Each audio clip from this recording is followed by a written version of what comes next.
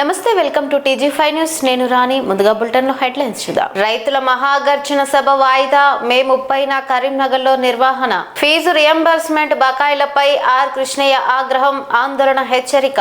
స్వీయ గణన విధానం వినియోగించుకోండి నల్గొండ కలెక్టర్. RSS ప్రాధాన్యంపై విజయేంద్ర ప్రసాద్ వ్యాఖ్యలు. సాంస్కృతిక సమ్మేళనం ఘనంగా. మీర్పేటలో హిందూ సమ్మేళనం. రైతుల డిమాండ్ల సాధన కోసం నిర్వహించాల్సిన రాష్ట్ర స్థాయి మహాగర్జన సమరభేరి సభను ఈ నెల 28కి బదులుగా మే 30న కరీంనగర్ లో నిర్వహించనున్నట్లు రైతు ప్రజా సంఘాల జేఏసీ ప్రకటించింది. 2 లక్షల మందితో ఈ భారీ సభను నిర్వహించనున్నట్లు జాతీయ అధ్యక్షుడు పొలాడి రామారావు, ప్రధాన కార్యదర్శి సంది తిరుపతి రెడ్డి తెలిపారు. పంట కోతలు పూర్తి కాకపోవడం, రైతుల విజ్ఞప్తి మేరకు తేదీ మార్పు చేసినట్లు నాయకులు తెలిపారు.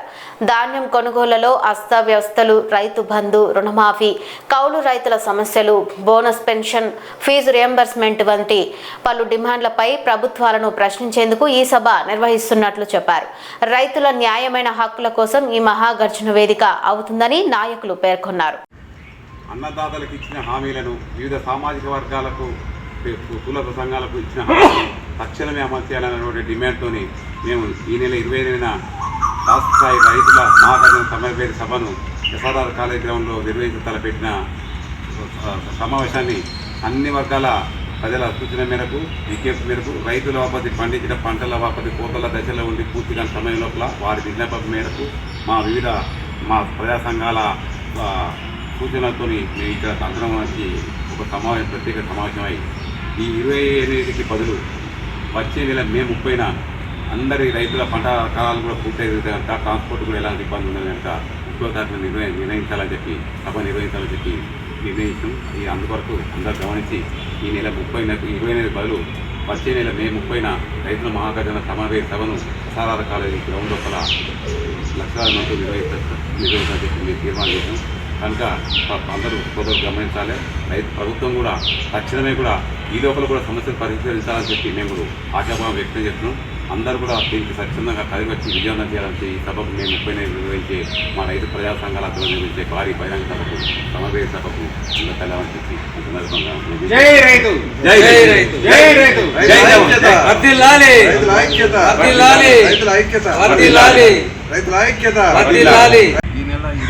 నిర్వహించాల్సిన రైతు మహాగర్జనను మే 30కి ఇలా నిర్వహించుకోవడం జరిగింది. ఇందులో ప్రధానంగా ముఖ్య డిమాండ్ ఏదైతే ఉందంటే రైతులకు ప్రభుత్వం రాష్ట్ర ప్రభుత్వం రేవంత్ రెడ్డి గారు చెప్పిన విధంగా 2 లక్షల రూపాయలు పూర్తి స్థాయిలో అమలు చేయాలనేది, దాంతోపాటు రైతు భరోసాగా వస్తున్న ఈ రైతు బంధును ఏకకాలంలో చెల్లించాలని, అటువైపు రైతుకు పెట్టుబడిగా ఇవ్వాల్సిన రైతు భరోసా ఇవ్వకుండా ఇప్పటికే ధాన్యం కళ్ళాలకు చేరుకుంది. ఇప్పటివరకే దాదాపు 40% దళారుల చేతిలోకి వెళ్ళిపోయింది. ఇకనైనా కొనుగోలు వేగవంతం చేసి రైతులను ఆదుకునే విధంగా చర్యలు చేపట్టాలని, దాంతోపాటు ఎవరైతే రైతులు ఉన్నారో వ్యవసాయం మీద ఆధారపడ్డ రైతులకు 60 సంవత్సరాలు దాటిన వారికి జీవనభృతి చెల్లించాలని, దాంతోపాటు మద్దతు ధర కాకుండా రైతు పండించిన పంటకు గిట్టుబాటు ధర స్వామినాథన్ కమిషన్ సిఫార్సు చేసిన మేరకు గిట్టుబాటు ధర చెల్లించాలని, దాంతోపాటు ఎప్పుడైతే వీళ్ళు సన్న రకం వడ్లు పెట్టాలని చెప్పారో దానికి ఇప్పటివరకు బోనస్ ప్రకటించిన 500 రూపాయలు వాటికి ఇప్పటివరకు కూడా రైతుల ఖాతాల్లో పడలేదు. వాటికే కాకుండా ప్రతి పంటకు వీళ్ళు చెప్పిన విధంగా ఖచ్చితంగా బోనస్లు ఎప్పటికప్పుడు చెల్లించాలని తదితర డిమాండ్లతోని మే 30న నిర్వహిస్తున్న రైతు మహాగర్జనను రైతులందరూ పెద్ద ఎత్తున తరలి వచ్చి విజయవంతం చేయాలని కోరుతున్నాను. ఫీజు రియంబర్స్మెంట్ బకాయిలు చెల్లించడంపై రాష్ట్ర ప్రభుత్వం ఉద్దేశపూర్వకంగా నిర్లక్ష్యం చూపుతోందని రాజ్యసభ సభ్యుడు ఆర్ కృష్ణయ్య ఆరోపించారు. హైదరాబాద్ కాచిగూడలో జాతీయ బీసీ సంక్షేమ సంఘం ఆధ్వర్యంలో జరిగిన ఈ సమావేశంలో పాల్గొన్న ఆయన ఈ పథకాన్ని ఎత్తివేయాలనే కుట్ర జరుగుతోందని విమర్శించారు. బకాయిలు చెల్లించేందుకు ప్రభుత్వం కారణాలు చెబుతుంటే అవసరమైతే తానే అప్పు ఏర్పాటు చేస్తానని వ్యాఖ్యానించారు. ఫీజు బకాయిల కారణంగా విద్యార్థులు తీవ్ర ఇబ్బందులు ఎదుర్కొంటున్నారని, యాజమాన్యాల ఒత్తిడితో ఆత్మహత్యలు జరుగుతున్నాయని కృష్ణయ్య ఆవేదన వ్యక్తం చేశారు. ప్రభుత్వం వెంటనే బకాయిలు చెల్లించాలని డిమాండ్ చేస్తూ లేని పక్షంలో వేలాది మంది విద్యార్థులతో సీఎం నివాసం, సెక్రటేరియట్ ముట్టడిస్తామని హెచ్చరించారు. ఆదాయం నెలకు వస్తుంది, మళ్ళా నెలకు 10,000 కోట్ల అప్పులు తెచ్చు, 6,000 నుంచి 10,000 కోట్లు. ఈ 30 నెలల లోపల 1,60,000 కోట్ల అప్పులు తెచ్చు. మా పిల్లలకి ఇచ్చే ఫీజులు ఎంత? 8,000 నుంచి 10,000 కోట్లు. ఇవి ఇవ్వడానికి డబ్బులు లేవా? నేను అప్పు ఇప్పిస్తాను, మీ ఖాతాయాకులు చెప్పు, నేను ఏ ఒక్కరి దగ్గర నేను అప్పు ఇప్పిస్తా. 10,000 కోట్లు కాదు, 20,000 కోట్లు అప్పు ఇస్తా. ఉన్నాయన్నీ తాకట్టు పెట్టిరు, ఇక అప్పులు దొరుకుతలేమంటారు. అప్పులు దొరకక మీరు తప్పనిసరిగా మీకు అప్పు ఇప్పిస్తాం, బ్యాంకుల నుంచి ఇప్పిస్తా, బెదిరించి ఇప్పిస్తా, పిల్లల యొక్క సర్టిఫికేట్ తాకట్టు పెట్టి ఇప్పిస్తా, రాష్ట్ర ఆస్తి తాకట్టు పెడతా. ఇప్పటికి ఏ ఆస్తి మిగలకుండా తాకట్టు పెట్టిరు, కబ్జాలు పెట్టిరు. భూములన్నీ అన్నిటినైతే దిగమింగుతున్నారు. అది సపరేట్గా చెప్తా. నేను మీకు పైసలు ఇవ్వాలనే ఉద్దేశం లేదు. ఈ స్కీమ్ ఎత్తేద్దామని మీరు అనుకుంటున్నారు. ఖబర్దార్, మీకు చేత కాదని ఓపెన్ గా ఛాలెంజ్ చేస్తున్నా. ఒక మామూలు నాయకునిగా ఈ ప్రభుత్వ వ్యవస్థను సవాల్ చేస్తున్నా. మీకు ఫీజు రియంబర్స్మెంట్ ఇచ్చేసే దమ్ము లేదు. అందుకే కోర్టు పేరు చేస్తున్నా. కోర్టు పిల్లల దగ్గర ఫీజు వసూలు చేస్తారట. అరే, సుప్రీంకోర్టు అన్నిటికంటే పెద్ద కోర్టు ఢిల్లీలో ఉంది. పిల్లల దగ్గర ఫీజు వసూలు చేయడానికి జడ్జిమెంట్ 3 ఇచ్చింది. హైకోర్టులో గతంలో కూడా 4 సార్లు జడ్జిమెంట్ వచ్చినాయి. పిల్లల దగ్గర ఎవరు కూడా ఫీజులు వసూలు చేస్తారు. కేంద్ర ప్రభుత్వము, రాష్ట్ర ప్రభుత్వము 10 జీవోలు ఇష్యూ చేసింది. పిల్లల దగ్గర ఫీజులు వసూలు చేయొద్దు, ప్రభుత్వమే ఇవ్వాలి. ఇవన్నీ ఉండగా ఒక సింగిల్ జడ్జిని మేనేజ్ చేసి న్యాయ వ్యవస్థకే మద్దతు ఇచ్చారు. మీరు ఆ జడ్జిమెంట్ ఇంప్లిమెంట్ చేస్తే చేతులు కాళ్ళు ఇరుగుతాయి. ఒక్కొక్కరి ఆఫీసర్లకు కూడా వార్నింగ్ ఇస్తున్నా. మీరు పిల్లల దగ్గర ఫీజు వసూలు చేస్తామంటే ఇంటికి పోయేటప్పుడు గవర్నమెంట్ పెట్టుకోవాలి. ఉండాలి అక్కడ. ఒక్కొక్కరు కాదు, ఈ స్టేట్ గవర్నమెంట్ సరిపోరు మీకు. ఎందుకంటే వాళ్ళ పిల్లలు కూడా చదువుతున్నారు. వాళ్ళే మీ మీద గన్ను చేస్తున్నారు. స్టేట్ గవర్నమెంట్ మీ గన్ను ఎక్కువ పెడతారు. అందుకే వేరే రాష్ట్ర పనులు కావాలి మీకు గన్ను. కాబట్టి ప్రభుత్వాన్ని హెచ్చరిస్తున్నా, మీకు ఫీజుల బకాయిల దాని మీద బడ్జెట్ లేదనేది వితండవాదం, ఇది చాతగాంతనం. బడ్జెట్ ఉంది, మీకు ఇచ్చే ఉద్దేశం లేదు. పేద కులాలు చదువుకుంటే మీరు ఓర్వలేకపోతే దీని ప్రభావం ఈ స్కీమ్ పెట్టిన తర్వాత సమాజంలో విపరీతమైన మార్పు వచ్చింది. ఈ స్కీమ్ పెట్టిన తర్వాత మొన్న British England based volunteer organisation survey చేస్తే తెలంగాణ లోపల నల్లగొండ లోపల మరుగున్నారు సర్వే చేస్తే 3 సర్వే చేస్తే 880 ఇళ్లల్లా పీజీ డిగ్రీ చేసిన ఉన్నారు. అంతేకాదు, జనగణన 2027లో భాగంగా ప్రవేశపెట్టిన స్వీయ గణన విధానాన్ని ప్రజలు సద్వినియోగం చేసుకోవాలని నల్గొండ జిల్లా కలెక్టర్ బి చంద్రశేఖర్ సూచించారు. కలెక్టర్ కార్యాలయంలో మీడియాతో మాట్లాడిన ఆయన ఈ విధానం ఏప్రిల్ 26 నుండి మే 10 వరకు అందుబాటులో ఉంటుందని తెలిపారు. జనగణనను ప్రభుత్వం 2 దశల్లో నిర్వహిస్తుందని తెలిపారు. మే 11 నుంచి జూన్ 9 వరకు హౌస్ లిస్టింగ్ ప్రక్రియ, 2027 ఫిబ్రవరి 9 నుంచి 28 వరకు ప్రధాన జనగణన జరుగుతుందని వెల్లడించారు. ప్రజలు స్వీయ గణన ద్వారా సులభంగా వివరాలు నమోదు చేసుకోవచ్చని పేర్కొన్నారు. నల్గొండ జిల్లాకి సంబంధించినటువంటి అంశాలపై ఈరోజు ఒకసారి మాట్లాడదామని, అట్లాగే దీనికి సంబంధించినటువంటి యొక్క స్టేటస్ అనేది కూడా ఒకసారి ప్రజల ముందుకు తీసుకొద్దామని చెప్పి ఈ మీటింగ్ని ఏర్పాటు చేయడం జరిగింది. సో ఈ కార్యక్రమానికి విచ్చేసినటువంటి ప్రతి ఒక్క మీడియా ప్రతినిధికి అందరికీ కూడా ప్రింట్ అండ్ ఎలక్ట్రానిక్ మీడియా అందరికీ కూడా నమస్కారాలు తెలియజేస్తున్నాను. సో మీ అందరికీ తెలుసు, మనకు సెన్సస్ ఆపరేషన్స్ అనేది సెన్సస్ 2027లో భాగంగా చేపట్టడం జరుగుతుంది. సో ఇందులో భాగంగా మనకు ఇది 2 దశల్లో మనకి ఉండబోతుంది. సో ఫేజ్ 1 అనేది house listing and census and housing census సంబంధించినటువంటి ప్రక్రియ, అండ్ ఫేజ్ 2కి సంబంధించింది పాపులేషన్ ఎన్యూమరేషన్. సో ఫేజ్ 1 అనేది మనకు 26th ఏప్రిల్ నుంచి మనకి 9th జూన్ అనేది ఉండబోతుంది. సో ఇందులో మనకు సెల్ఫ్ ఎన్యూమరేషన్ యొక్క ప్రక్రియ 26th ఏప్రిల్ నుంచి మనకు 10th మే ఉంటుంది. అట్లాగే మనకి house listing and house hold enumeration అనేది మనకు 11th మే నుంచి 9th జూన్ అనేది ఉండబోతుంది. సో జిల్లాలో మనం కనుక చూసుకున్నట్టయితే జిల్లాలో సుమారుగా మనకు 5,03,000 హౌస్ హోల్డ్స్ మన జిల్లాలో ఉన్నాయి. సో ఆల్మోస్ట్ 19.94 lakhs పాపులేషన్ను మనము దీని ద్వారా కవర్ చేయబోతున్నాం. సో సెన్సెస్ ఇచ్చినటువంటి గైడ్లైన్స్ ప్రకారం రాష్ట్రీయ స్వయం సేవక్ సంఘ్ లేకపోతే భారతదేశ పరిస్థితి ఊహించలేనిదని రాజ్యసభ సభ్యుడు ప్రముఖ రచయిత విజయేంద్ర ప్రసాద్ పేర్కొన్నారు. ఉస్మానియా విశ్వవిద్యాలయం ఇంజనీరింగ్ కళాశాల మైదానంలో నిర్వహించిన భారతీయ సాంస్కృతిక సమ్మేళనంలో ఆయన ముఖ్య అతిథిగా పాల్గొన్నారు. ఈ కార్యక్రమానికి అంతర్జాతీయ బ్యాడ్మింటన్ క్రీడాకారిణి సైనా నెహ్వాల్, ఆర్ఎస్ఎస్ తెలంగాణ ప్రాంత కార్యవాహక కాచం రమేష్ తదితరులు హాజరయ్యారు. ఈ సందర్భంగా మాట్లాడుతూ హిందువు అనేది మతం కాదని జీవన విధానమని పేర్కొన్నారు. వసుదైవ కుటుంబకం భావన ద్వారా ప్రపంచాన్ని ఒక కుటుంబంగా చూడాలని ఈ సంస్కృతి బోధిస్తుందని అన్నారు. వందే మాతరం రచనకు 150 సంవత్సరాలు పూర్తయిన సందర్భంగా దాని చారిత్రక ప్రాముఖ్యతను గుర్తు చేశారు. దేశ ఏకతాటిపైకి తీసుకొచ్చిన శక్తివంతమైన నినాదంగా వందే మాతరం నిలిచిందని తెలిపారు. అక్కడ మోహన్ భగత్ గారిని కలుసుకున్నాను. డాక్టర్ హెడ్డేవార్ గారి గురించి ఒక యానెక్డోట్ విన్నాను. ఆయన చిన్నపిల్లలకి ఈ ఆర్ఎస్ఎస్ శాఖ శిక్షణ ఇచ్చేటప్పుడు వాళ్ళు పిలిచి అడిగేవారంట, పెద్దయ్యకి ఏమవుతావరా, డాక్టర్ అవుతా, ఇంజనీర్ అవుతా, లాయర్ అవుతా, పోలీస్ ఆఫీసర్ అవుతా. ఓకే, డాక్టర్ అయితే తలకోట వేసుకుంటావు, గర్వంగా ఉంటుంది కదా, ఉంటుందండి. లాయర్ అయితే నల్లకోట వేసుకుంటావు, గర్వంగా ఉంటుంది కదా, ఉంటుందండి. పోలీస్ అయితే కాకి డ్రెస్ వేసుకుంటావు, గర్వంగా ఉంటుంది కదా, ఉంటుందండి. వీటన్నిటికన్నా గర్వమైంది ఏదో తెలుసురా, నువ్వు సంఘ కార్యకర్తని చెప్పుకోవటం మర్చిపోవద్దు. ఈ భారతదేశం అన్నిటికన్నా గొప్పదే నేను సంఘ కార్యకర్తని చెప్పుకోవటం.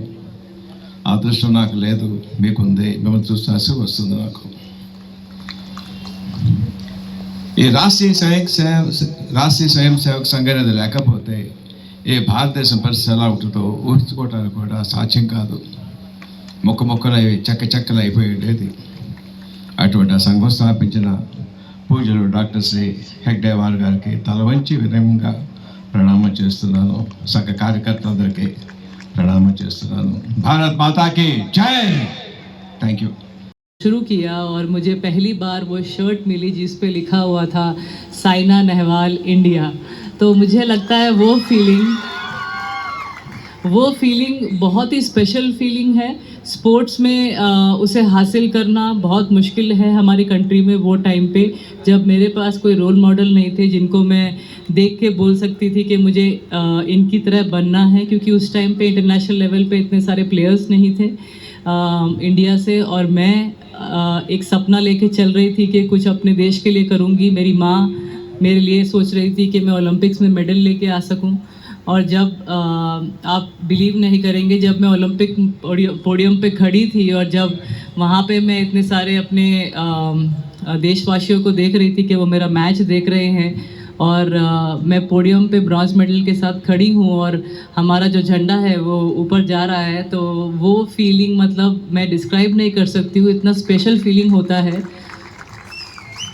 और उस टाइम पे हम सब एक दूसरे को कितना सपोर्ट करते हैं. वो जो यूनिटी की एक फीलिंग आती है कि जो स्पोर्ट्स लेके आता है वो अनइमेजिनेबल है मुझे लगता है. और हम जब इतना अपना जो खून पसीना बहा के हमारे जो मिलिट्री वाले हैं या जो हमारी एयरफोर्स है या जो हमारे डिफेंस वाले हैं इतना कुछ देश के लिए करते हैं, और अगर हम स्पोर्ट्स पर्सन थोड़ा भी बहुत कुछ अपने देश के लिए करते हैं तो इतना गर्व फीलिंग होता है. और मैं आप सबसे यही बोल सकती हूँ एज ए स्पोर्ट्स पर्सन, मतलब कुछ चीज़ें हैं जो हमें भूलनी नहीं चाहिए. अपने देश को आगे बढ़ने के लिए या आगे बढ़ाने के लिए हम सबको एक साथ होना बहुत ज़रूरी है. अगर हम चाहते हैं हमारी कंट्री दुनिया की नंबर 1 कंट्री बने, तो उसके लिए हमें एक साथ होके एक दूसरे की मदद करके, चाहे वो किसी भी चीज़ में हो, देश की मतलब जैसे कि अगर हमें सफाई सही से अपने सराउंडिंग्स की अगर रखनी चाहिए तो उस पर ज़रूर ध्यान देना चाहिए. एनवायरनमेंट पे ध्यान देना चाहिए.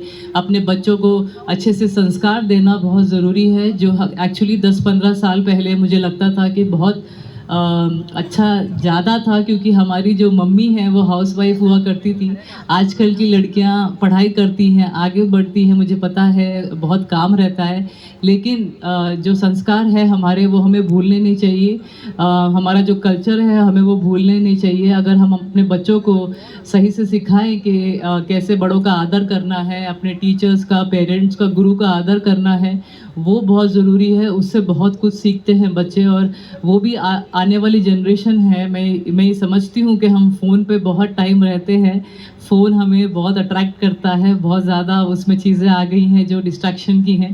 लेकिन कुछ टाइम अगर हम अपने फिज़िकल एक्टिविटीज़ पे बिताएं, ऐसी कुछ चीज़ों पे बिताएं जो बहुत ज़रूरी हमारे देश के लिए है, जो आगे बढ़ा सकते हैं हमारे देश को। और ये जो मैं समझा रही थी अभी कि हमारे पेरेंट्स हमें बहुत कुछ जो समझाते हैं वो अपने एक्सपीरियंस से समझाते हैं। उनकी बात ज़रूर सुनिए और समझिए कि क्या बोलना चाह रहे हैं। कभी कभी मुझे भी लगता था कि मेरी मम्मी मुझे इतनी क्यों डांट रही है, इतना कोई क्यों पुश कर रही है, लेकिन जब मुझे मौका मिला कि मैं दुनिया की वर्ल्ड नंबर 1 प्लेयर बनी, तो मैं उनको मतलब मैं रो के मैं उनको थैंक यू नहीं बोल पाई कि उन्होंने मुझे एक ऐसे लेवल पे खड़ा कर दिया कि इतने सारे लोग आज इंडिया से वर्ल्ड के प्लेयर बनना चाहते हैं। तो मैं यही बोलना चाहूँगी आप सब लोगों से कि हिम्मत रखिए, हिम्मत बहुत ज़रूरी बात है।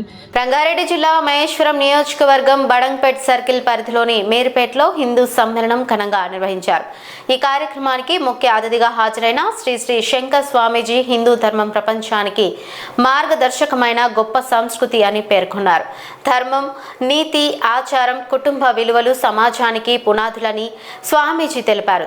ధర్మో రక్షతి రక్షిత, వసుదైవ కుటుంబకం వంటి మహాకావ్యాల ప్రాముఖ్యతను వివరించారు. మహాభారతంలో ధర్మానికి ఉన్న ప్రాధాన్యతను ప్రస్తావిస్తూ గో సంరక్షణ సంస్కృతి జీవన విధానం ఆర్థిక స్థిరత్వానికి దోహదపడుతుందని చెప్పారు. ఈ కార్యక్రమంలో మల్లికార్జున్, ఉప్పలంచ, స్వప్న తదితరులు పాల్గొనగా స్థానికులు భారీగా హాజరై విజయవంతం చేశారు.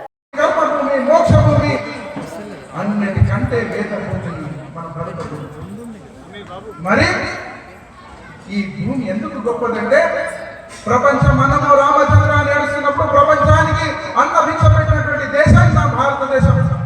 ప్రపంచం అజ్ఞానాంధకారంలో కొట్టుమిట్టాడుతున్నప్పుడు, ప్రపంచానికి జ్ఞానమైనటువంటి లేదని తెలియనప్పుడు, జ్ఞానం అంటే ఏంటి, చదువు అంటే ఏంటి ఏదని తెలియనప్పుడే నా దేశంలో తక్షశిల, నలంద లాంటి వందలాది యూనివర్సిటీలు పెట్టి ప్రపంచం నలుమూల నుండి వేలాది మంది యువతను, వేలాది మంది విద్యార్థులకు, లక్షలాది మందికి జ్ఞాన భిక్ష పెట్టినటువంటి దేశం, జ్ఞాన భూమి నా దేశం భారతదేశం. సున్నాను కనుగొన్నారు. ఆ 1000 సంవత్సరాల క్రితమే ప్లాస్టిక్ సర్జరీ చేశారు. కణాదుడు, సుశ్రుతుడు, ఈ విధంగా చెప్పుకుంటే ఆర్యభట్ట ఇలాంటి ఎందరో మహనీయులు ఈ దేశంలో పుట్టి 200-300 సంవత్సరాల క్రితం వరకు భూమి బల్లపరుపుగా ఉంది అని చెప్పుకున్నటువంటి పాశ్చాత్య మతాల కంటే 1000 సంవత్సరాల క్రితమే భూమి గుండ్రంగా ఉంది. ఖగోళ శాస్త్రం గురించి గొప్ప జ్ఞానం కలిగినటువంటి దేశం నా భారతదేశం. ప్రపంచం బట్టలు కట్టకుండా తోళ్ళు ఆకులు అలము చేత బట్టలు కట్టుకొని తోళ్ళు చేతులు కట్టుకొని తిరుగుతుంటే నా మాతృమూర్తులు 1000 సంవత్సరాల క్రితమే పట్టు పీతాంబరాలు కట్టినటువంటి గొప్ప దేశం నా భారతదేశం. మరి హిందూ బంధువులారా, భారతదేశంలో మహిళల పాత్ర తక్కలేదండి. ఈ భారతదేశాన్ని, ఆ ప్రపంచాన్ని మాతృమూర్తులే రక్షిస్తున్నారు. మొట్టమొదటి ఈ మా భారత మాత యొక్క కీర్తి ఇన్ని 2000 సంవత్సరాలుగా ఈ సంస్కృతి సాంప్రదాయాలను ఎవరు ఒడిసి పట్టుకుంటున్నారు, ఎవరు ముందుకు తీసుకుంటున్నారంటే నా మాతృమూర్తులు. వారికి ఒక్కసారి గట్టిగా చప్పట్లు కొట్టారు. మాతృమూర్తుల యొక్క జ్ఞానానికి, త్యాగానికి, వీరత్వానికి కొదవలేదండి. ఒక అరుంధతి మాత, సతీ సావిత్రి, అహల్యమాత, ఈ విధంగా చెప్పుకుంటూ పోతే ఆ రోజే పెండ్లైన కొన్ని రోజులకే రాజభోగాలు అనుభవించినటువంటి కుటుంబం నుండి వచ్చి భర్త వెంట 14 సంవత్సరాలు వనవాసానికి కట్టుబట్టల చేత నార చీరలు కట్టి భర్త వెంట నడిచినటువంటి సీతమాత వంశం అన్నది, సీతమాత అడుగుజాడలో నడిచినటువంటి మాతృమూర్తులు మన మాతృమూర్తులు. మీర్పేట్ బస్తీకి సంబంధించినటువంటి హిందూ సమ్మేళన కార్యక్రమం చాలా వైభవంగా నిర్వహించడం జరిగింది. దాదాపుగా నెల రోజులుగా ప్రతి ఇంటిని ప్రతి గడపను టచ్ చేస్తూ ప్రతి ఒక్కరు కూడా ఈ కార్యక్రమంలో భాగస్వాములు కావాలని మన కార్యకర్తల బృందం అంతా కూడా నిరంతరంగా కృషి చేసి ఈరోజు ఈ యొక్క టీఆర్ఆర్ టౌన్షిప్లో హరిహర క్షేత్రంలో శివాలయం ముందర ఇంత గొప్ప కార్యక్రమాన్ని నిర్వహించుకున్నాం. ఇంత పెద్ద సంఖ్యలో వచ్చినటువంటి హిందూ బంధువులందరూ కూడా హిందూ సమ్మేళన సమితి తరఫున అనేక ధన్యవాదాలు తెలియజేస్తున్నాం. అట్లాగే కార్యక్రమానికి సందేశం ఇవ్వడానికి వచ్చినటువంటి సాధు సంతులకు, తర్వాత సంఘ కార్యకర్తలకు, మహిళా మూర్తులకు అందరూ కూడా అనేక ధన్యవాదాలు తెలియజేస్తున్నాం. జై శ్రీరామ్. జై శ్రీరామ్. హిందూ సమ్మేళనం నిర్వహించడానికి ముఖ్య కారణము ఆర్ఎస్ఎస్ 100 సంవత్సరాలు పూర్తి చేసుకుంటున్నది. ఈ సందర్భంగా ప్రతి బస్తీలో దేశం మొత్తంలో ఈ కార్యక్రమాలు నిర్వహించడం జరుగుతుంది.